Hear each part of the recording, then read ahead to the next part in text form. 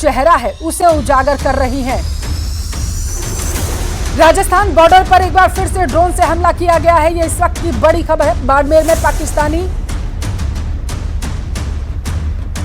Drone से हमला किया गया है, तो पोखरण में पाकिस्तान का ड्रोन जो है वो हमला नाकाम रहा है। ये बड़ी खबर निकलकर सामने आ पा रही। सीज फायर का उल्लंघन दरअसल पाकिस्तान की तरफ से किया गया।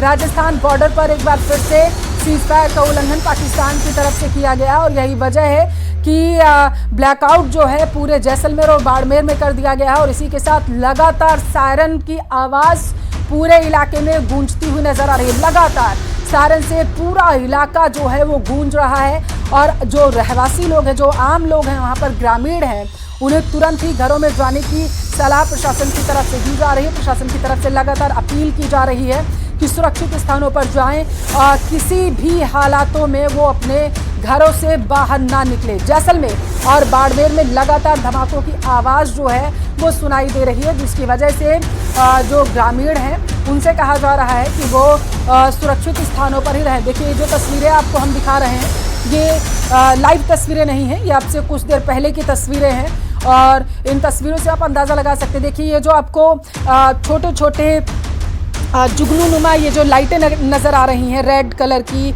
और येलो कलर की जो लाइटें नज़र आ रही हैं, देखिए जो इधर उधर से ये लाइटें जा रही हैं, यही वो ड्रोन है बताया जा रहा है जिन्हें देखा गया है जैसलमेर और बाड़मेर में। हालांकि जो हमारी भारतीय सेना है वो लगातार डटी हुई है बॉर्डर्स पर और जैसा हमने आपको अभी बताया कि बीएसएफ को पूरी तरीके से निर्देश दे दिए गए हैं कि जिस भाषा में पाकिस्तान बात करे उसी भाषा में पाकिस्तान को जवाब दे दिया जाए। और सीधे चलेंगे मेरे सहयोगी हेमंत न्यूज़ रूम से हमारे साथ जुड़ चुके हैं। हेमंत, पाकिस्तान अपनी हरकत से बाज नहीं आ रहा है, एक बार फिर से उसने ड्रोन से हमला किया है।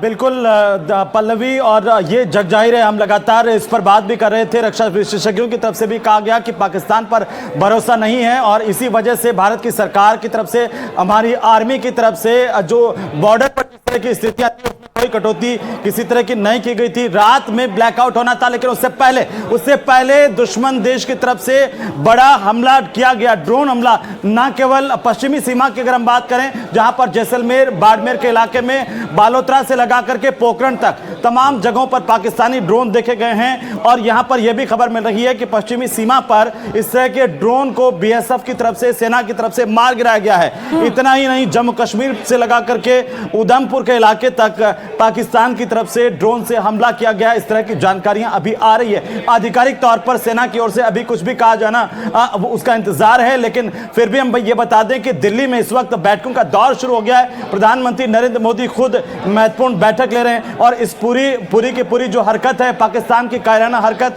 उस पर सरकार नजर बनाए हुए हैं पल्लवी। क्योंकि हमने देखा कि इस बात की आशंका तो थी, लेकिन इस बात को लेकर के हम इतने भी वो नहीं थे कि आखिरकार सिर्फ 4 घंटे पाकिस्तान अपनी हरकतों से बाज नहीं आ पाया।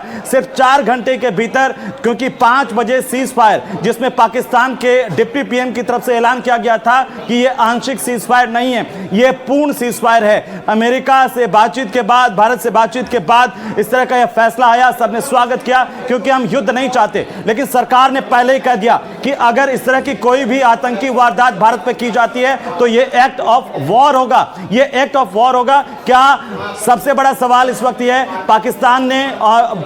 पाकिस्तान की तरफ से इस तरह से ड्रोन हमला करके एक्ट ऑफ वॉर का परिचय दिया गया है। क्या पाकिस्तान की सरकार की नहीं चल रही, पाकिस्तान की आर्मी पाकिस्तान की सरकार की बात नहीं मान रही है? यहां पर शहबाज शरीफ से लगा करके पूरी की पूरी पाकिस्तान की पॉलिटिकल लीडरशिप पर भी बड़े सवाल खड़े हो गए हैं। पूरी दुनिया ने देखा कि हमने किस तरीके से शांति के मार्ग को प्रशस्त करते हुए ये बात मानी, जब पाकिस्तान की ओर से गिड़गिड़ा करके कहा गया कि हम सीज फायर चाहते हैं, हम उल्लंघन नहीं करना चाहते हैं और शांति चाहते हैं। उस वक्त हमने बात मानी, उस वक्त हमने बात मान करके सीज फायर को पूरी तरीके से लागू करने का फैसला किया हमारी सरकार की ओर से और प्रधानमंत्री नरेंद्र मोदी लगातार नजर बनाए हुए हैं। लेकिन सबसे बड़ी बात यह है कि जम्मू कश्मीर से लगा करके तमाम उधमपुर के इलाके से होते हुए अगर हम इस तरफ आए पश्चिमी सीमा पर, तो बाड़मेर और बालोतरा और जैसलमेर का इलाका जहां पर, और इसके साथ साथ पोखरण, और मैं ये भी बता दूं कि पोखरण वो इलाका है जहां पर हमने परमाणु परीक्षण किया था। 11 मई की तारीख जो है वो नजदीक आ रही है उस परीक्षण की, लेकिन उससे पहले कई बार पोखरण में पाकिस्तान के ड्रोन जो है वो घुसपैठ कर चुके थे। आज फिर इस वक्त जब हम यहां पर बात कर रहे हैं, उस वक्त बाड़मेर के आसमान में, जैसलमेर के आसमान में पाकिस्तान के ड्रोन एक बार फिर से उड़ते हुए देखे गए।